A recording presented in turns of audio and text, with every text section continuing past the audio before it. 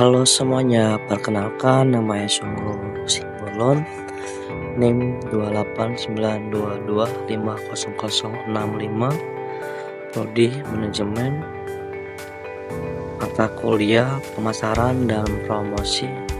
Saya kuliah di Universitas Pancasakti Bekasi. Saya akan menjelaskan tentang riset pemasaran. Pengertian dari riset pemasaran adalah kegiatan mencari, menganalisis, dan menyimpulkan data untuk membuat strategi pemasaran lebih valid dan sesuai tujuan perusahaan. Melalui riset ini, perusahaan akan dapat mengidentifikasi konsumen, kekuatan dan kelemahan produk serta keunggulan kompetitor. Proses riset ini bisa dilakukan tiap minggu, bulan, atau tahun sesuai kebutuhan strategi. Bahkan beberapa perusahaan memiliki tim riset sendiri yang bekerja kontinu untuk mengumpulkan data pemasaran lebih besar. Hampir semua perusahaan di masa kini melakukan proses riset pemasaran. Oleh karena itu, segera terapkan ini di perusahaan Anda agar strategi pemasaran semakin efektif dan efisien. Tujuan riset pemasaran yaitu salah satu riset paling komprehensif bagi perusahaan karena tujuannya ada 3, yaitu internal, konsumen, dan kompetitor. Adapun ketiga tujuan riset tersebut adalah sebagai berikut. 1. Tujuan internal. Riset pemasaran dapat dilakukan dengan tujuan mengembangkan perusahaan. Saat ini salah satu strategi pemasaran paling efektif adalah flywheel marketing, yaitu pemasaran yang melibatkan setiap lini divisi, atau bukan hanya divisi pemasaran saja. Contoh riset pemasaran dengan tujuan internal, misalnya riset pelayanan customer service. 2. Tujuan konsumen. Tujuan riset ini selanjutnya adalah untuk mendapatkan konsumen sebanyak-banyaknya. Di antara tujuan riset lain, tujuan konsumenlah yang ruang lingkupnya lebih luas dan besar karena berkaitan dengan peningkatan penjualan. Tujuan pasar dan kompetitor. Tujuan riset pemasaran yang terakhir adalah untuk mengawasi pasar dan kompetitor. Dunia mengalami perubahan cepat dan tidak terduga, sehingga perusahaan perlu siap-siap jika harus evaluasi atau membuat produk baru. Contoh riset dengan tujuan pasar dan kompetitor adalah riset dampak regulasi impor-ekspor, potensi niche baru, efisiensi channel distribusi, dan sebagainya. Adapun beberapa fungsi riset pemasaran. Fungsi riset pemasaran adalah memahami produk atau jasa seperti apa yang dibutuhkan konsumen. Tujuannya yakni untuk membantu perusahaan membuat produk sesuai dengan kebutuhan dan keinginan pasar sehingga potensi penjualan akan semakin tinggi dan keuntungan cepat diraih. 2.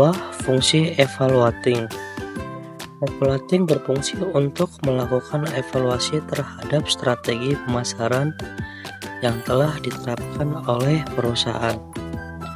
Dengan melakukan evaluasi, perusahaan akan mengetahui pola pemasaran terbaik untuk bisnisnya. Selain itu, riset ini juga berfungsi untuk evaluasi produk. Perusahaan dapat melakukan riset apakah produknya perlu diabaikan atau penambahan fitur. 3. Fungsi predicting. Fungsi riset pemasaran selanjutnya adalah fungsi predicting, yaitu memprediksi apa yang akan terjadi di masa depan. Riset ini perlu dilakukan untuk memperkirakan tren pasar, perilaku konsumen, eksternalitas, aturan pemerintah, atau sikap kompetitor. Objek riset pemasaran. 1. Persona konsumen. Objek riset pemasaran pertama adalah persona konsumen atau karakteristik dan pola pikir pengguna produk Anda. Riset persona konsumen dapat membuat Anda mengenali konsumen lebih jauh, mulai dari motif pembelian sampai latar belakang mereka membuat keputusan beli. Semakin kenal terhadap konsumen, semakin besar pula kesempatan Anda membuat produk sesuai kebutuhan Anda. 2. Efektivitas strategi pemasaran. Objek selanjutnya riset pemasaran adalah efektivitas strategi yang sebaiknya dilakukan tiap minggu dan bulan. Saat ini, dunia makin dinamis sehingga sebaiknya strategi dievaluasi dalam jangka pendek. Jika diketahui strategi pemasaran yang diterapkan tidak terlalu efektif, tim dapat langsung ganti strategi dengan cepat tanpa harus menunggu lebih lama. 3. Produk fitur baru. Objek riset pemasaran berikutnya adalah produk fitur baru yang dirilis masyarakat. Istilahnya kerennya testing. Produk bagus tidak dibuat dengan waktu lama dan bentuk sempurna. Sebaliknya, produk akan lebih baik jika mendapat masukan dari pengguna untuk kemudian diperbaiki. Jika perusahaan Anda melakukan inovasi, jangan buang waktu menunggu produk dibuat sesempurna mungkin. Terjunkan dulu ke masyarakat dan tunggu bagaimana reaksi mereka terhadap produk.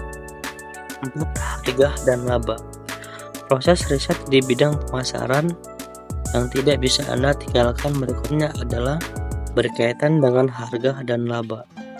Dengan mengetahui harga umum produk di pasar dan potensi laba, Anda bisa merencanakan strategi pemasaran selanjutnya terkait harga.